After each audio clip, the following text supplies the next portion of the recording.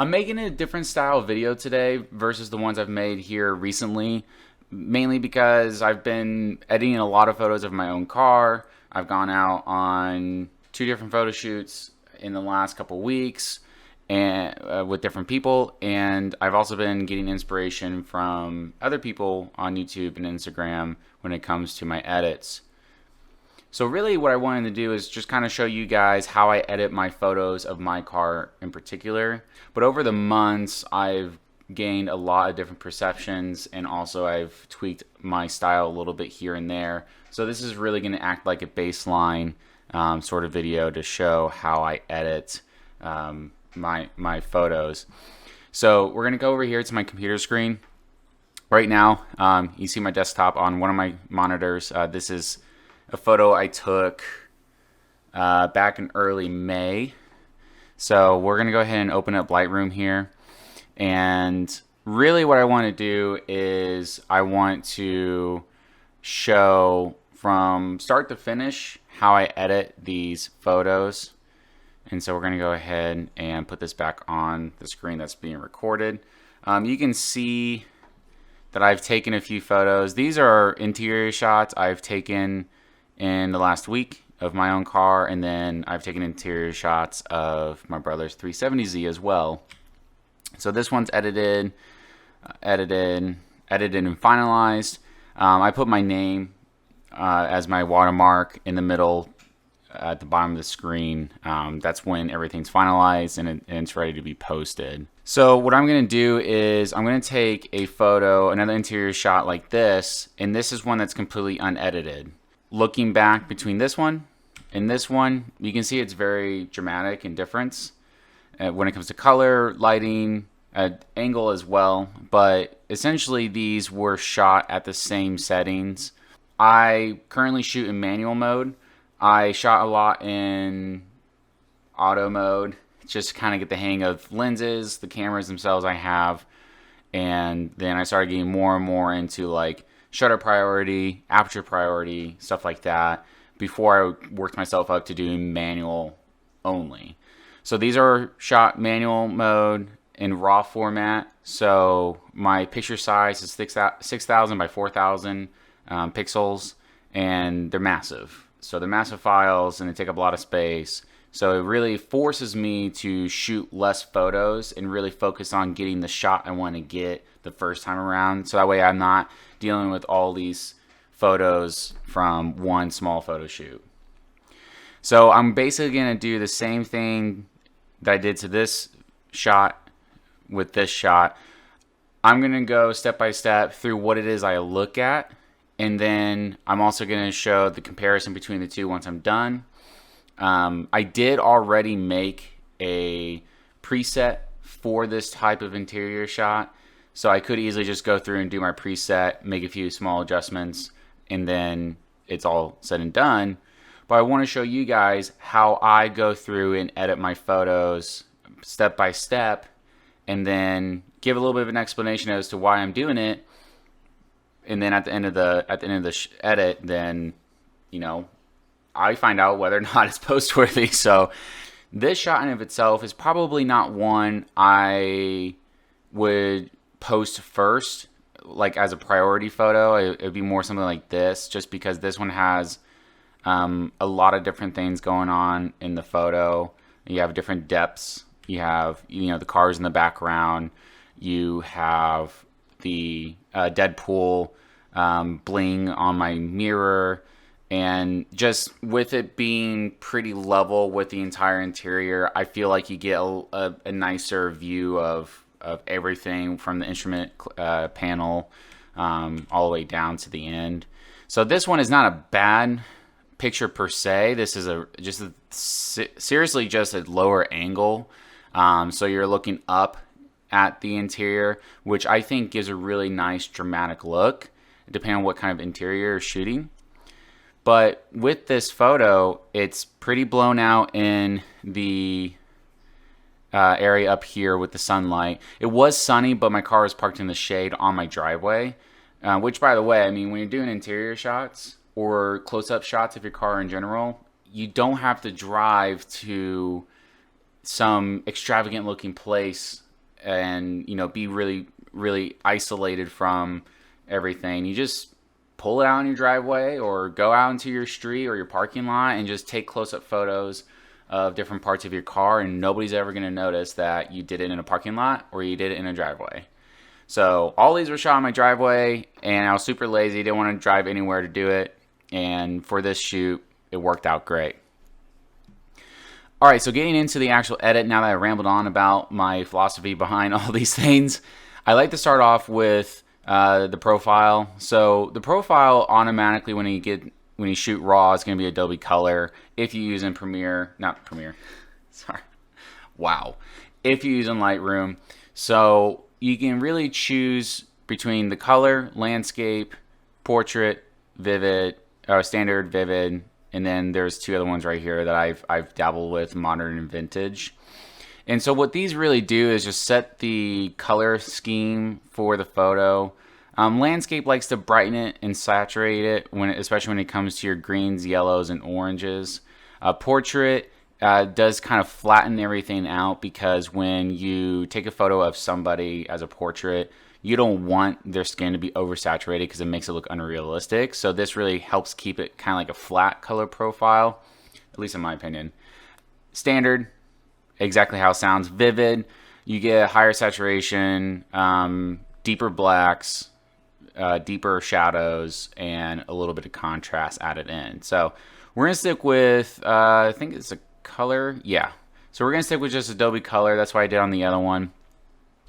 Now, when we first start off, I like to have deep blacks in my photos, especially when it comes to the interior of this car, just because everything's black and carbon fiber. And on the point curve down here, I actually do something that I've learned from other photographers that I've watched on YouTube, and I really like to stick with a standard S curve when it comes to the points. So I do 1 point down here in the blacks, 1 point here, I think it's like mids, it's near the mids, and then I do another point here, bring that down, and then bring the highlights over a little bit there. And I'll fiddle with this. Really what I want to do is have a very subtle S-shape curve going up. I like to just kind of play around with it and look at the photo as I'm messing with it and just kind of find a happy medium. One thing you have to realize too is that this method is a pretty safe method, in my opinion, and it's not really going to be something too dramatic that you can't go back and fix. You obviously have these adjustments up here as well, which I do play with. So maybe I'll go and take the exposure down a little bit and put the contrast up a little bit, or vice versa. Maybe I'll put the exposure up and contrast up. For this, I want to keep the interior light enough to be able to see the details of it, but I do want it to have a sort of moody look to it, like a dark look. So I'll probably come down here to my shadows and I'll lighten those up a smidge just to make sure that you can, again, see details, especially down here. You can see there's actually a body line right here on the panel. So if the shadows are too dark, it makes it difficult to see that from further back. So we're gonna go we're gonna go and undo that. Blacks, this is where I really like to make it pretty dark. And when I say pretty dark, I mean like in increments. So what that'll do is it'll make anything that's black in this photo look a little bit deeper black. And kind of trending back to what I said about shadows, it does take away that little line right there, that little detail. So this is -20. I'm going to just bring that back up to like maybe -7. That looks good. That looks good. Just because, again, I don't want to like wash everything out, you know, in darkness and not be able to see it. All right, so moving on to color. This one, with it being an interior that's mainly black, it's not going to require a whole lot of color adjustment. But with the color in this photo, you can see the door jamb of the car, which is a hot lava orange color. And then you have in the windows, you have the greenery in the background. You also have green that is very prominent on the LCD screen of the radio. basically what I try to do with this is I want to attack all the colors I don't want focus on. I want to bring those down in saturation and luminance, and then I want to highlight the colors in the interior, bring those up a smidge in saturation, contrast, luminance, what have you. So that way the focus of your attention is being put on the actual interior itself. You're not getting distracted by, oh, this tree back here is super green, or this is like super blown out right here with lighting. So what I'm going to do is I'm going to go ahead and attack the green first, just because I want you to see how significant of a difference it makes. And we're going to just play with the saturation. So we're going to just bring this all the way down. And it's great because it takes away all that green, but it's not so great because now if somebody does pay attention to that tree in the background, they're going to think, wow, that is a very dead tree. Or, wow, this is definitely an edited photo. Like, you don't want it to be that apparent that it's been edited. So I like to do a little bit desaturation there. But then on the luminance, bring that back down a little bit and see what that does. And it does take away some of that green, and it does make it look a little bit darker. So that way your eyes are not necessarily focused on it. They're more focused on what's actually lit up in the foreground. It doesn't get rid of the green on the LCD screen, which kind of sucks. But that's okay, because we can fix that later with a different type of filter. And I'll show you that too once we get there. For the yellows, we're going to go ahead and bring those down a little bit too, just kind of see what it looks like in the background. Again, this is shot during the daytime, so as I mess with the saturation, you can see it go up and down. You can tell that these areas right here are all becoming yellow and then going away. Since this is not as dramatic of a difference when we bring it all the way down in saturation, as opposed to green, we're going to go ahead and take it all the way down to -100. Because nothing in the interior is yellow, so we're not going to take away the look of the interior when we do that. For orange, there is going to be stuff affected by orange in this photo that pertains to the car itself, and that's going to be the door jamb right here off to the right. Red stitching on the steering wheel will also still be affected by orange, so like if you have certain fading in your red stitching on your interior or anything like that, it could be affected by the orange. That's technically orange, but you can't really tell, so it doesn't matter. A lot of this is red over here, so what we're going to do is we're actually going to just focus on how it affects the door jamb of the car and the A-frame or A-pillar of the car as well. So we're going to go ahead and just bump it up a little bit in saturation. I like to do that, especially with my exterior photos. But saturation for orange, I really do want to make it stand out a lot more. But I also don't want it to be unrealistic. So shooting my car exterior is pretty hard because it's a hot lava burnt orange look. But in photos, it looks red. So I go to my red filter, and I like to change the hue a little bit over towards more the orange side, so it makes this more accurate. The problem with that is when it comes to the interior is I have red accents that I want to highlight in the photo. So if I change the hue of red all the way, say 100 on the orange end, this is no longer red, that's orange. So we'll reset that, brings it back to red. And what we're going to have to do is we're really going to have to make a sacrifice here. And that sacrifice is going to be not highlighting the red in the interior, or it's going to be highlighting the red in the interior and making the door jamb or exterior part of the car look red. Now, that's not fun to have to distinguish between the two, like which one you want to do most, but what I like to find as a happy medium is going to be cropping in this situation. So with Instagram, when you crop, when you post a photo on Instagram, the standard size is 5:7, I believe. That's what it's been for me at least. So we're going to go here, go 5:7. And what that is going to do is it's going to cut out about 90% of that door jamb right there. And it's going to cut out 99% of that A-frame part up there. But this allows me too to kind of move around and make sure that the focus of my photo is in the middle. Because you want to make sure when you take photos that your subject, what you want people to focus on, is going to be more towards the middle of the shot. In this case, I can kind of wiggle this around and make sure I get a happy medium. I still have a majority of these two parts cut out. I like it, so I'm going to crop it. Now with cropping, you can actually start off with cropping in the very beginning of your edit. The reason why I didn't is because I wanted to show it as an option to work around this particular problem I have with my color of car versus the interior color of my car. Because the reds and oranges are so close together that if you edit one, the other one's going to be blown way out of proportion.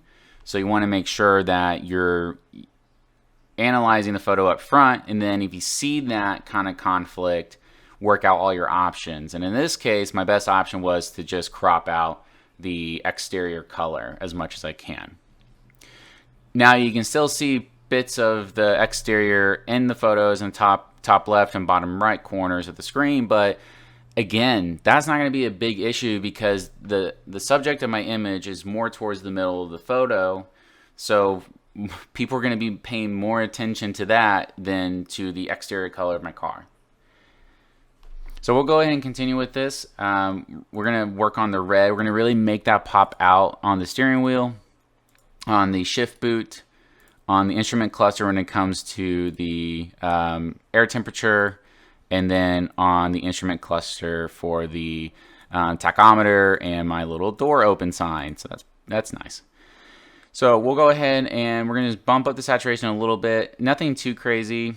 And then for luminance, I'm not going to really mess with that too much, just because if I bring it up too high, it makes the reds look washed out. If I take it too low, it just makes it look too dark.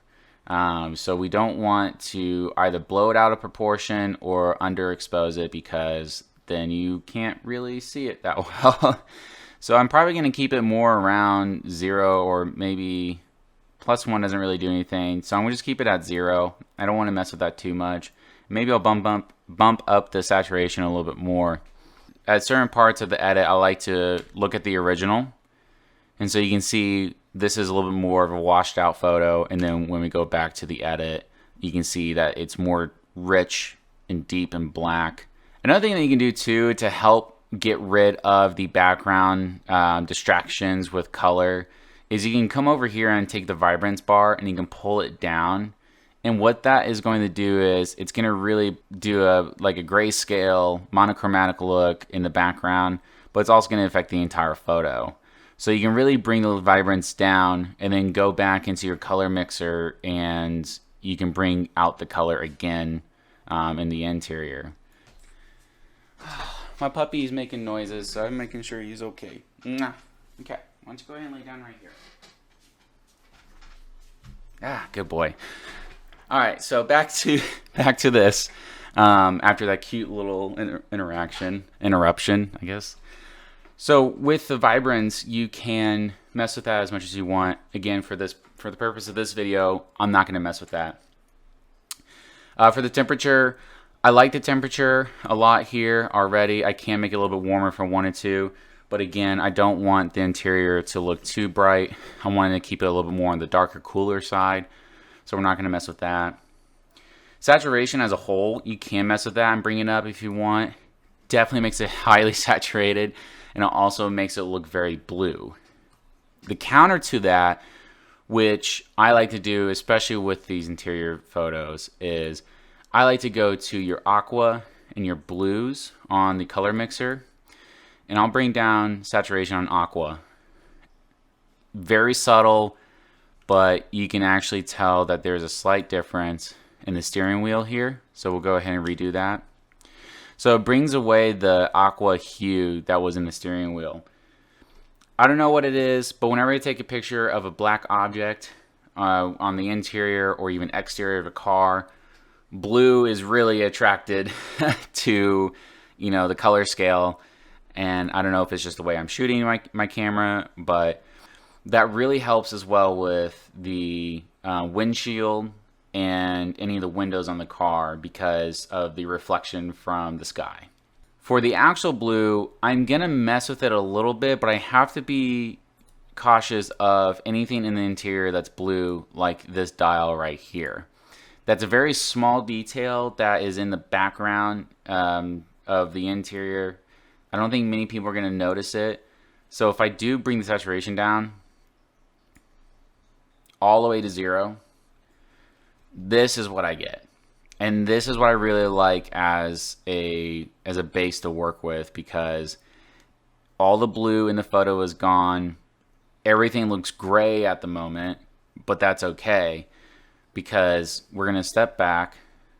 We're going to go to effects, and we're going to mess with clarity and D Haze, which is the next step that I really enjoy, because I think upping the clarity really helps when it comes to like lightening up the area, and then D Haze is really good at darkening the area. So I always use both in conjunction with one another, but one may have more than the other. So at this point, clarity is at +10 and D Haze is at +23. We have now taken a very lightened up interior because the blue's all gone, and we have now restored a darker look to the blacks, the shadows, and stuff like that, just with using clarity and D Haze. I'm actually quite happy with this, so we're going to stick with it and move on from there. The next category, under detail, I always turn sharpening up a little bit, but nothing too crazy, because if you over sharpen an image, it just takes away some of that quality. But what I do use a lot is going to be noise reduction. So with any lens and camera that you shoot with, depending on the settings that you use, like your ISO, when it comes to your ISO, the higher your ISO is, the more likely you're going to have grains, a grainy look to your photo. And so with my ISO in this photo, I didn't have it above, I think I did like 200 or 400, something kind of low. But there's always going to be some sort of noise within the photo itself where you can see kind of like it's a little grainy right here. So I always like to bring that up a little bit. It gets rid of some of it, but then if you bring it up a little bit more, it gets rid of a lot of it. The downside to that is that the parts of the interior actually have some details in it that you want to highlight. Like the steering wheel, for instance, has a leather kind of look to it. So if we bring this back down, you will see more of the crevices within the material itself. So you don't want to turn that up too high if you have a very what's the word? You have a lot of detail. Let's just say you have a lot of detail in an object that you're taking a photo of. You don't want to take away from that quality. So I turn it up a little bit. This is at 9 at the moment. Most instances I turn up a little bit higher than that, but parts in the interior, like this part right here, there's actual texture in the interior, so I don't want to take away from that. And then the next thing I do is under optics. A really important step for some people is going to be your lens correction. So when I click on that, you can see that it changes it a little bit when it comes to the edges. It's less of a barrel look from the lens. But to put this in perspective, I used a telephoto lens, and that's usually when you're going to use lens correction is going to be with a telephoto lens. So a variable zoom lens is another way you can call it. This lens I used was actually on my Nikon D3400, and it was a 55 to 200 millimeter lens. So zoomed in or zoomed out, there's some sort of barrel effect, and the lens correction is really nice because it's built in. Adobe automatically recognizes that it's a 55 to 200 millimeter lens, so it automatically adjusts the photo to make it flat instead of more of like a barreled shape, which is great. So that's just a nice little one-click thing. If you have a camera that you shoot with that doesn't have a profile automatically on here, you can go in here and you can choose whichever one you're using. They even have stuff for Apple, which is kind of cool, but we're gonna yeah, there we go. Okay, so we're gonna go and put that back to Nikon. It does an auto detect thing, but obviously if it's not auto detecting, you just go on there and you tell it what it is that you're shooting with. This photo is almost done, and at this point it hasn't taken me too terrible amount of time to actually edit it. If I'm not filming and I'm just editing, I can get an edit done within 10 to 15 minutes if I'm just trying to do a quick edit.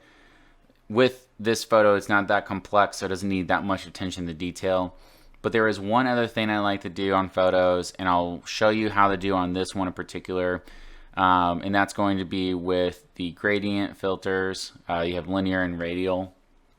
I'm going to use a radial right now because what I actually want to do is really get rid of this green area right here when it comes to the saturation of the image. And that's really the only way that you can do it. So you just set it up like however much area you want to get. When you hover over this blue button part on the middle, it shows the highlighted red area of what's going to be affected. And so what I'm going to do with this is I'm going to just hover it over this area, and I'm going to come over here to the side, and this edit panel is for this specific area right here. So as far as getting rid of it, you just slide the tint all the way over to the right, and it already gets rid of a good amount of it. And then when it comes to the exposure, I don't want it to be standing out because it's very light in that area. I want it to be a little bit less noticeable. So I'm going to bring the exposure down a little bit here, and then maybe increase the contrast a little bit. The feather should be fine. Feathering is just going to help like tell where the area is that's going to be affected. So we don't want it too crazy, because then if we start seeing like bits around this radio get darker or change color, then it's going to look really weird. But at this point, most of the green is gone. One other thing we can try doing is we can, let's bring that, no, that's too much. We actually reset that, bring it back down like that much. And then saturation, we can just bring it all the way down to the left. So what that does is it gets rid of any color saturation in that particular area. And what's really nice about that too is this interior is black. So this interior is not going to be nearly as dramatically affected by the saturation being brought down all the way to -100, because we're just targeting the color.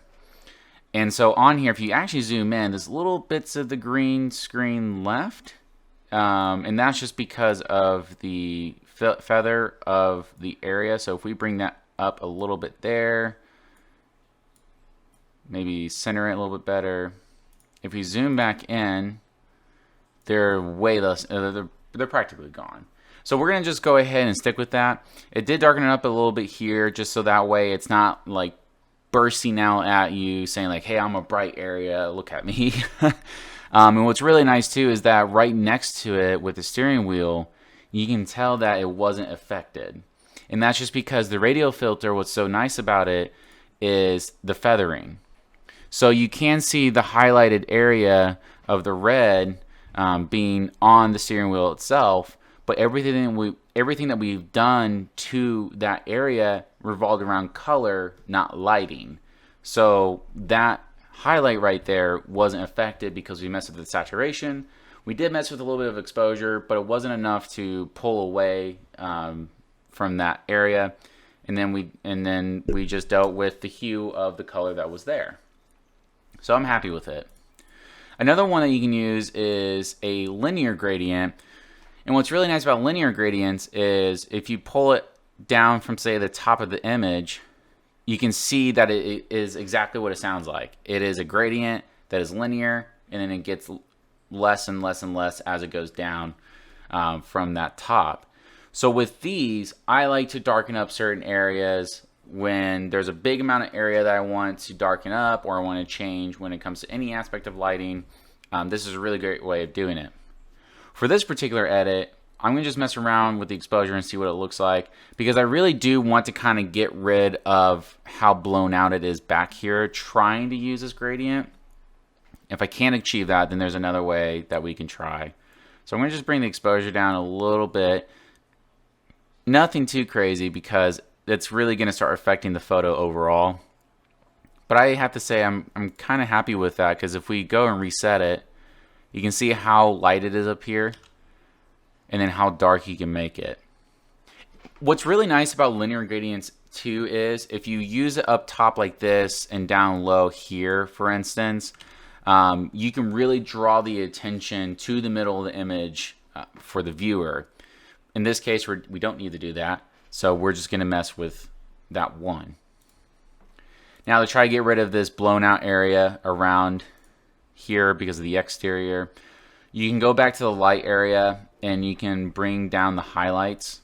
If you brought it down to -100, that's what it looks like. Obviously that looks really dumb, but what we can do is we can bring it down a little bit here if we wanted to, or we can go right back to our linear and we can do it in the highlights here. So if we bring this down all the way, you can see how it dramatically impacts this area right here of the filter. But we're going to just not do that much. We're going to just bring it down a little bit here too. And then we might drag this down a smidge more, because in that way this area, this rectangular right here, has the most effect when it comes to this edit. So if we bring this down, you can see how it hits all this area right here really hard. But again, we're not going to do that too much, because it is nice to have a little bit of light in the background to give it that depth that you look for. And it's already blurred out, so it's not like it's going to be anything too crazy. So we're just going to keep it probably around -6. And that's still enough of a difference to really help draw the attention back to the interior, but also still give you that sense of depth because there's stuff in the background. So the next thing here is I just kind of quickly look over and make sure everything looks good. And then I'm going to move on to Photoshop. And what I'm going to do in Photoshop is I'm just simply going to add my watermark, and then we're going to call it there. In Photoshop, you can also do other things too. Like I typically, if I don't have enough blur or bokeh in my photo, I'll go in there and I'll add a little bit in Photoshop. But in this instance, we're just going to be adding my signature, and I'm going to bring this back on the correct screen. So here, I'm going to actually open up a recent file, because I have yet got a standard like print saved for it. I don't know what just happened there. Let's try this one. Cannot be found. Am I trying to open a file that I deleted? Let's do this one. Cannot be found. Oh. Let's do that one. I must have moved them. This is a photo I've done recently of the exterior. So I'm going to just copy my signature. I'm going to bring it over here, plop it right down. And then for lining this up with the photo, I bring these rulers down. And I don't really have like a set way to doing it yet. I'm still working on that. But when I bring my vertical ruler over, I put it right in the middle of the photo. Because where I want my signature, which is locked, where I want my signature is I want it in the middle of the photo, and grabbing onto it is kind of a pain. But I want it in the middle of the photo and down towards the bottom. So that actually looks, that actually looks pretty good. So we're going to leave that there. We're going to delete this. No. Okay. So we're going to go ahead, save that. Let my computer do its thing. And we'll close it. Close this because we don't need it. Minimize that. And what that is going to do is bring it right back here to Lightroom with the watermark. And so you have the one before. So this is the one that we've actually edited. And then we have this one now with the watermark that wasn't edited in Lightroom. So you're not going to be able to see the original. So if you've used Lightroom, you understand how that works. So I'm not going to really go into it. But now we're going to look at this versus the other one I did. So this is the initial one that I did. And then this is the one that we just did right now in this video. So you can see some similarities. One thing I would point out here is that in my first one, I didn't quite pay attention as much to the orange as I did in the one we just did, because now when you look at the stitching on my steering wheel, it is orange, not red. So yeah, did not pay attention to that to begin with. So I'm actually really glad we did this, because this red is more accurate than this red is. So, I mean, if you want to make your stitching look orange instead of red, you could. But yeah, so I can also tell that the blacks and the shadows are a lot deeper in this photo than it is in this one. And I really like that a lot. The angle as well.